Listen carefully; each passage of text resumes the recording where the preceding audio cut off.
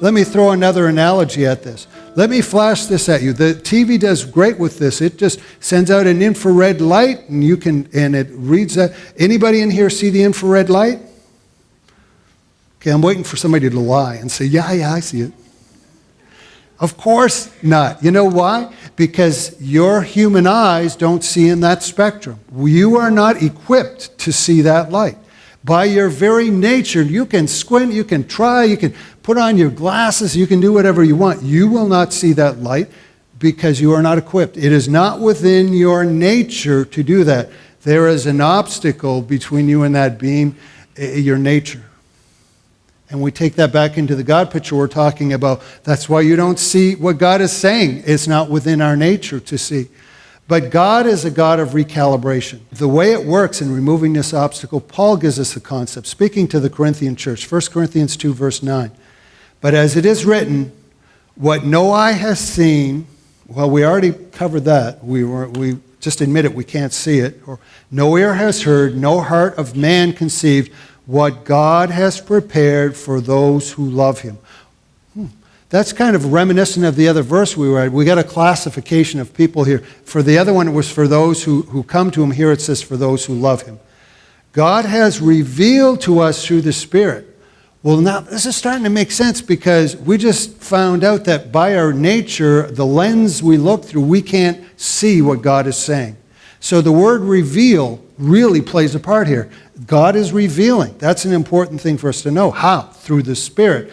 For the Spirit searches everything, even the depths of God. For what person knows a man's thoughts except the spirit of the man which is in him? So also, no one comprehends the thoughts of God except the Spirit of God. The only person who understands God is God. It makes sense because how can anything but the infinite understand the infinite, right? Anything purely spiritual but the purely spiritual. Now, and if it stopped there, what we could say? We could say, let's all just go home because we will never understand the Bible, and would be true. However, thank goodness, it goes on in verse 12. Now we have received not the spirit of the world, but the Spirit which is from God, that we may understand the gifts bestowed on us by God. Oh, that's how you understand, because it's really not you understanding, it's the Spirit of God. So God is talking to God, spirit to spirit. God is talking to himself in you. And it goes on to say, and we impart this in words not to be taught by human wisdom, but taught by the Spirit, interpreting spiritual gifts. Once again, classification of people. Those who possess the Spirit. Those who possess the Spirit. The unspiritual man does not receive the gifts of the Spirit of God, for they are folly to him. They are total nonsense to him. They are, buffalo chips to him, however you want to put it. And he is not able to understand them because they are spiritually discerned. It makes sense both ways. You can't understand God because you're not God. You don't have a mind. You stand a better chance seeing this infrared light. Which means if I were to do this and say, if it goes dark in here, just follow the infrared light and you'll get where you need to go. It would be useless to tell you that. You can't see it on your own. And it's the same with the Scripture. You can't, and I can't see it on our own. But there are three conditions, once again, that are set that allow us to see what we need to see. First is the type of people, those who love God. Those who love God. Those who love him, it said. It started out with that qualification. Not everybody can understand Scripture. Not everybody can understand. And what does it mean to love God? By his definition, those who search with all their heart, with all their mind, with all their will. It's something that you go after God as top priority, isn't it? That's what it means to love.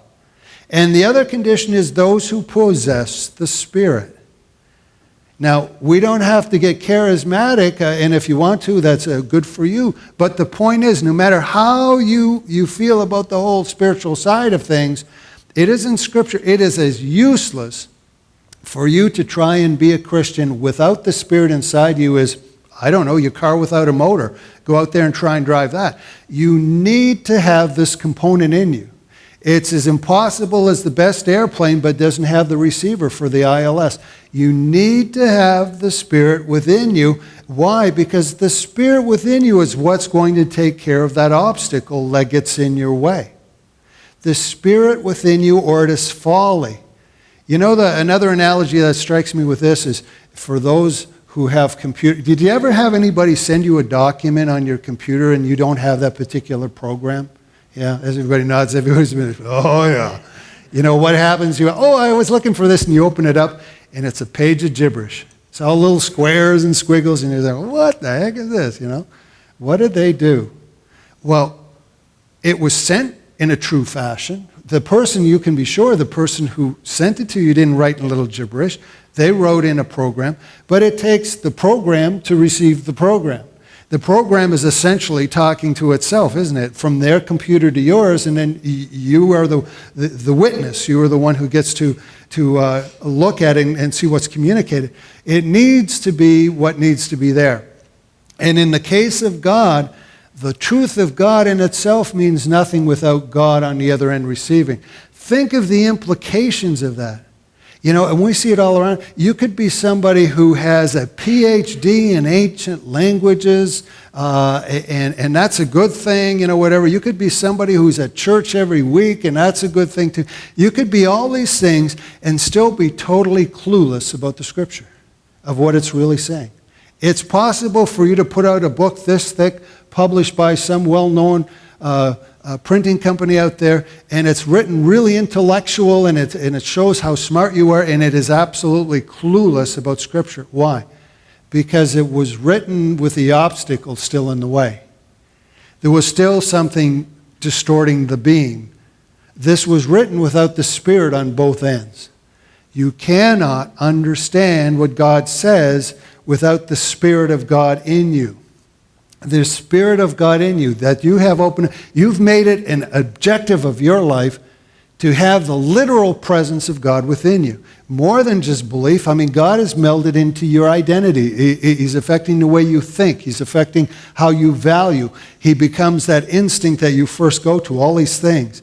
It's not an easy thing. It's not a do it once and you're all set thing. It's continual. But the rewards for doing this, it says, first of all, here's the written word. That would be enough, wouldn't it, to say, if the Spirit of God is within you, you can understand those written words. But the promise is bigger than that. It says you will understand the very thoughts of God, which means you don't just understand the words, you understand the Spirit that wrote the words. You understand the thoughts behind the words. And even beyond that, if we remove this obstacle that allows us to see God, it also allows us to see itself. Because what was the big promise in there? It says, if we have the Spirit within us, we will understand the gifts bestowed on us by God.